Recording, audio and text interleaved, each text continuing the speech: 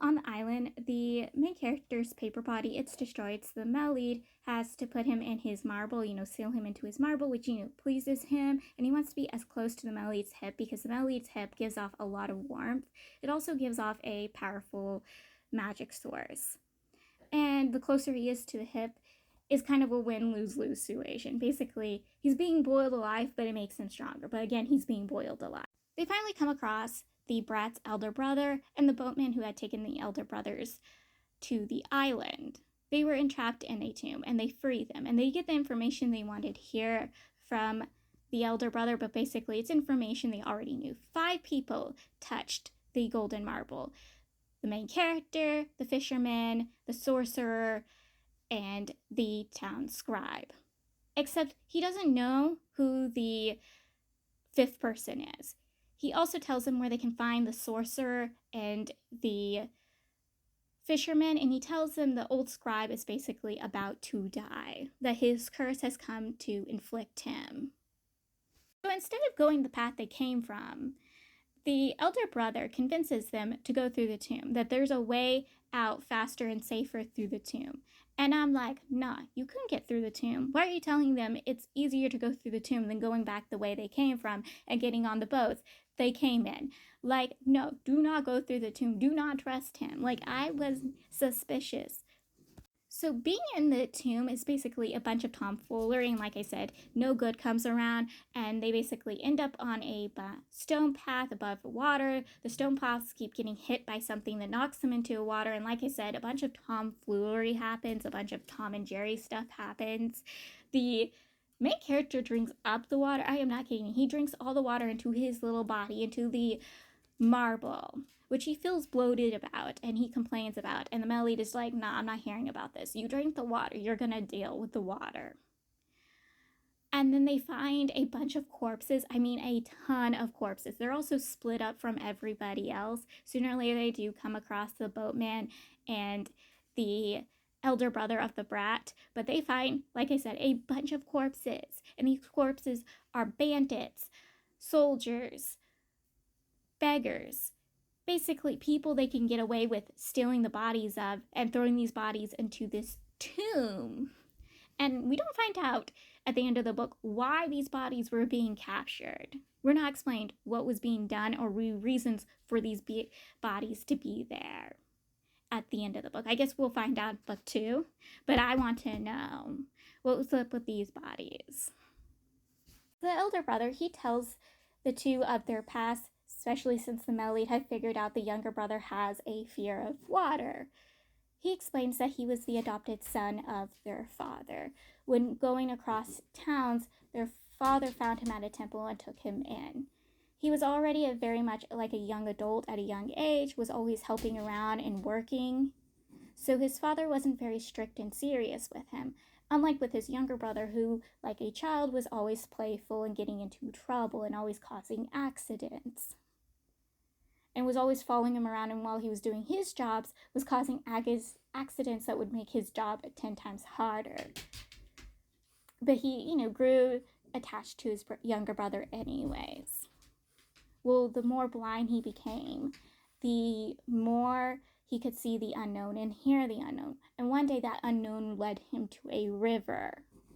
And younger siblings and older siblings love to follow their siblings around. If you have siblings, no matter if you're older or younger, you will follow your sibling around a ton. And his younger sibling followed him to the river. They both fell into the river and almost drowned if their father hadn't come to rescue their lives and threw them into the riverbank to save them, and he ended up drowning himself. Which, even at a young age, the elder brother already knew his younger brother had a young death, was supposed to have a young death.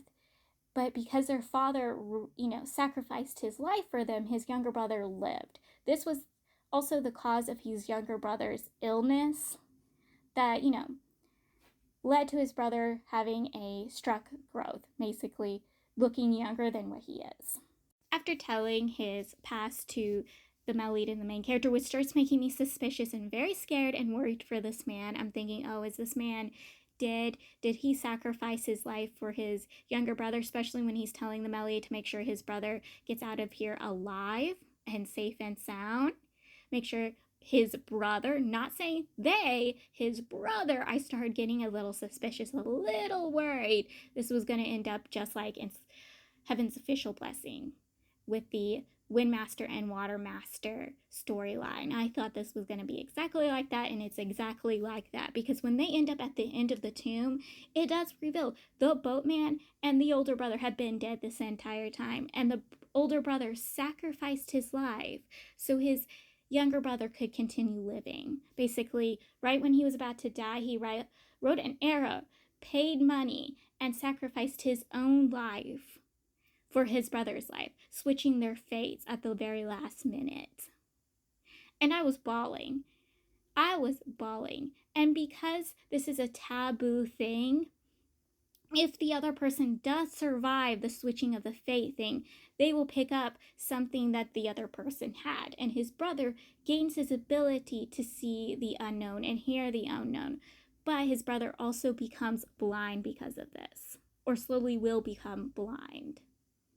Some more tomfoolery happens, so they end up off of the island and back in the town. They also take the corpses with them, so the corpse collector and the fishermen and the boatmen of the town is collecting up all the corpses, and they check over the corpses. They're the same corpses or connected to the corpses on the island inside the tomb. But again, we do not find out what happened or what exactly is going on with these corpses during this entire book.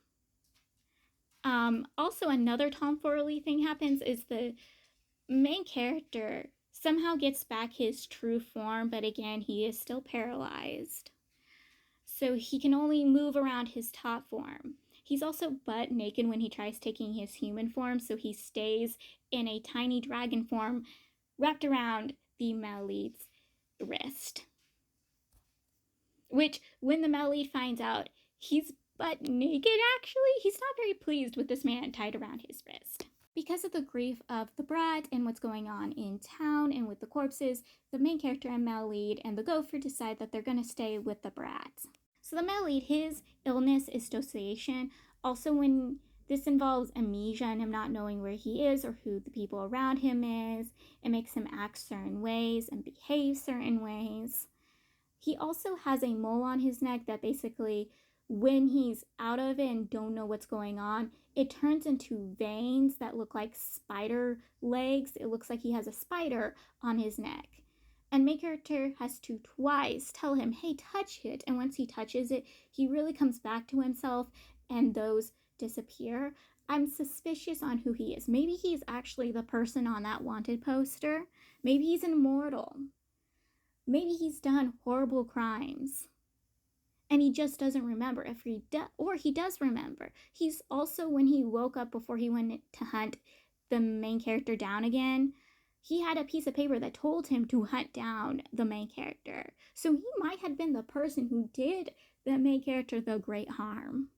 Like, I want to know who the Melid is, because it seems like he doesn't even know who he is. And he might, and we've just been not told that yet. But I am suspicious of him.